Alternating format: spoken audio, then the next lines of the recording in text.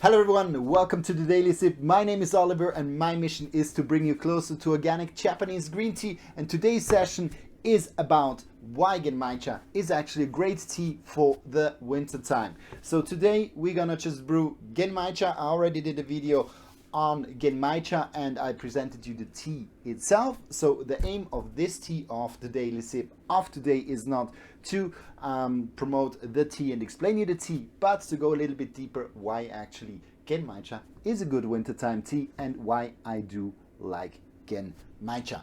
So good. So when we just look at the tea, so Genmaicha is a mix of roasted rice and green tea, has its origin from the 17th century, where people started to want to have green tea. Everybody wanted to have green tea and this was just a cheap version. So much to the history of today's Daily Sip.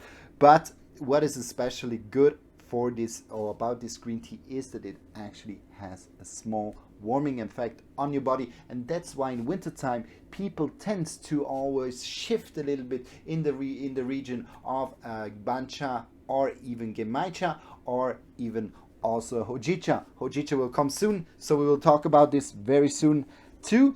But here it is really about the Genmaicha, and what is especially interesting about Genmaicha also for the coffee drinkers is that it has a small coffee note to it as well. So it has a little bit this roasted rice note and coffee note, and this is also all this kind of a little bit more earthy tones, all this kind of a little bit more cereally, nearly chocolatey tone.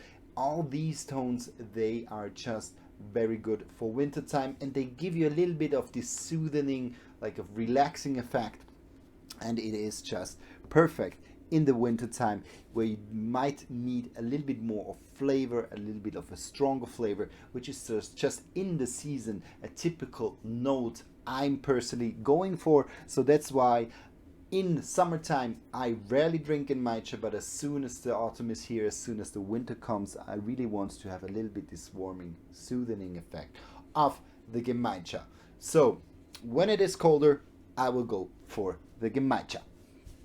Then what we do today, so we have a little bit more than 5 grams today. I guess I'd be around 7, so you can also take 5, more than enough. And I'm gonna brew this in my teapot. Now 2 grams are on the side. That's not the goal that we go back to 5, but that we use all the tea. So just put this back in, and then I brought some water, 65 degrees. 65 degrees is around 150 Fahrenheit, and I'm just going to use a little bit more of water. I think I'm around 150 milliliters of water, and then I'm going to brew the tea for an easy minute, a little bit more maybe. So when we already brew the tea, you can see already the notes which are coming from the tea. They're much better in terms of this little bit earthy, cereally tone. So it gives you directly a little bit more of a warmer kind of feeling in general when you brew this tea.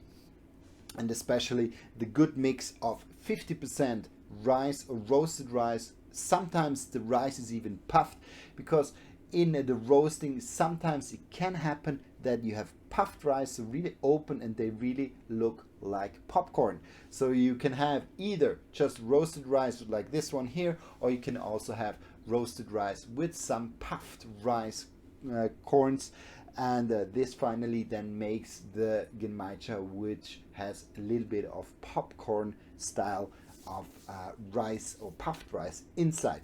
Nevertheless, tastes similar. It doesn't really change the taste, but here we have a purely one which is with roasted rice and no puffed rice.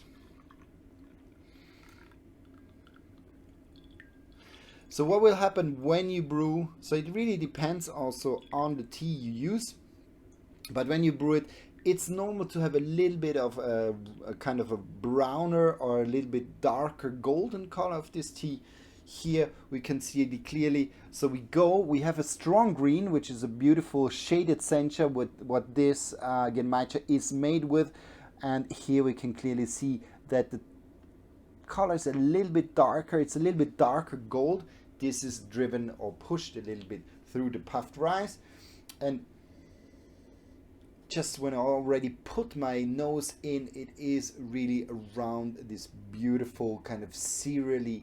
There's a little bit this coffee tone. It is there. I just read it up before, and I must say, I have not heard, and myself, I haven't gone too much into the coffee notes, but actually now, sometimes you have to be made aware, is that I really feel that there is a small chocolatey note with this tea and a coffee note.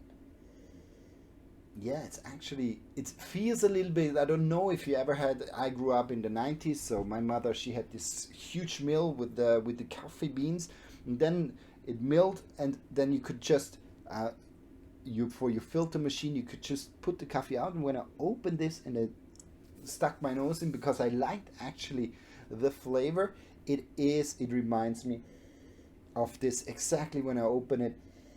And there's a little bit this coffee, but there's a slight black chocolate undertone, so very, very nice. Now let's go into the tasting of the tea. So first brewing.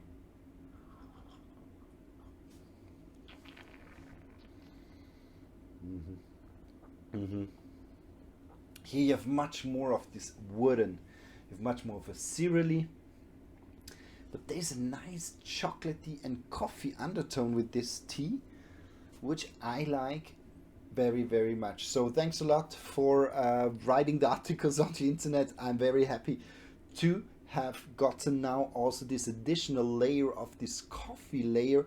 So if you are an avid coffee drinker and you really don't know if you ever should go into maybe a Genmaicha or even green tea, I suggest you really to start with the Genmaicha, because there are some tones of coffee in this tea, definitely.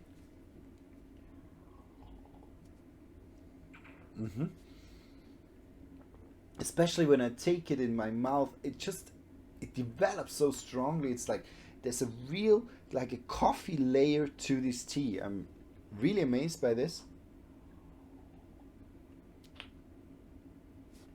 And it's just different to green tea. Normally green tea has this fresh, vibrant, green or strong umami flavor where you're sweet, corn, florally, but here you're really in this kind of roasted, chocolatey coffee flavor, and it has such a beautiful warming feeling, gives you such a beautiful warming feeling in your body.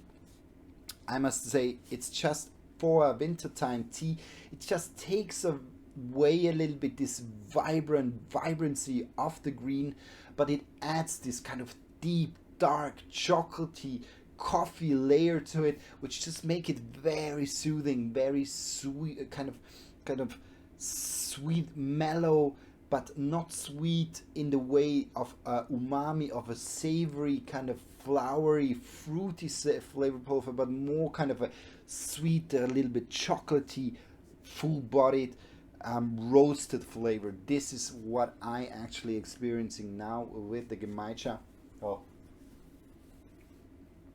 definitely a tea which I personally like a lot in wintertime. And what is good about Genmaicha is that it has just less caffeine, through to the fact that it already has 50% of rice or roasted rice in it. You already have 50% less caffeine in your tea, and often then the tea which is used for the Genmaicha is a bancha, which is by itself already a low caffeine green tea. So you have less of a low caffeinated green tea, so you have half of it, and the bancha is around one fourth to one third of the caffeine. So the caffeine content can even go down to only 4 milligrams, which is like a 20th of a normal coffee cup. So perfect for an evening tea. It helps a lot also with digestion. So it is said that due to the good mix of green tea is generally also really good for digestion, but this tea is, as it is made also with bancha, a very, very good companion just after having had your meal. You can even accompany your meal with a green tea, so you can really take the green tea also through your meal, but definitely after the meal it is a good good thing to drink. So you see, it really goes down into this dark golden color.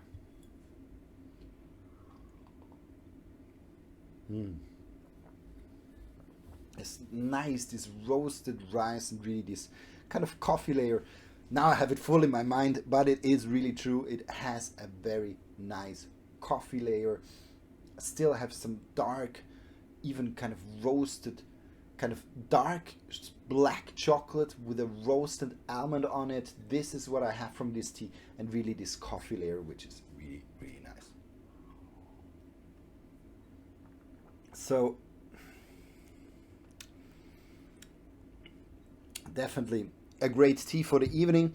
So just if I view back, so you could see I could easily do a second one. I can definitely do a third brewing of this tea, which I will do now. And if you have ever a question for me, please don't hesitate to ask me. With the last of coffee intense flavor, I will end this daily sip. Thanks a lot for watching. I hope you like this one too. And never forget to drop in back next day. I'm always doing every day from Monday to Friday. I do a daily sip. So it's a pleasure having you. Thanks a lot for joining. We are Neo and I try to bring you closer to Japanese organic green tea. Bye. See you soon. Love you. Bye.